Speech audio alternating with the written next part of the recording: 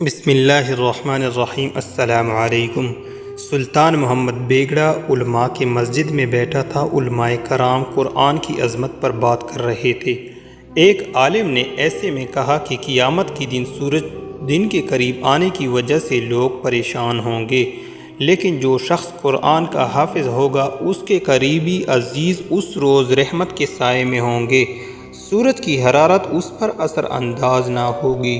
سلطان یہ سن کر ایک سرد آہ بھری اور کہا، افسوس کہ ہمارے بیٹوں میں سے کوئی یہ سعادت حاصل نہ کر سکا کہ میں سورج کی تپش سے بچ جاتا۔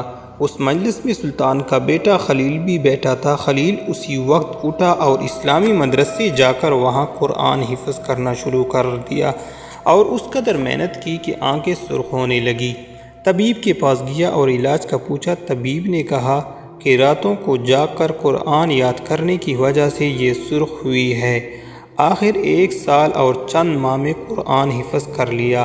رمضان سے پہلے سلطان کی خدمت میں حاضر ہوا اور بولا، حکم ہو تو تراویح میں قرآن سناؤں۔ بادشاہ نے حیرت سے پوچھا، تم حافظ کب بن گئے؟ یہ کب اور کیسے ہو گیا؟ شہزادہ خلیل نے سارا واقعہ سنایا۔ بادشاہ بیٹے سے لپٹ گیا، آنکھوں میں آنسو آ گئے، اللہ کا شکر ادا کیا اور خلیل نے تراویح میں پورا قرآن سنایا۔ بادشاہ اتنا خوش ہوا کہ اسے اپنا تخت پر بٹھایا۔ اللہ ہمیں تمام مسلمانوں کو اس روز کی تپش سے بچائے، آمین۔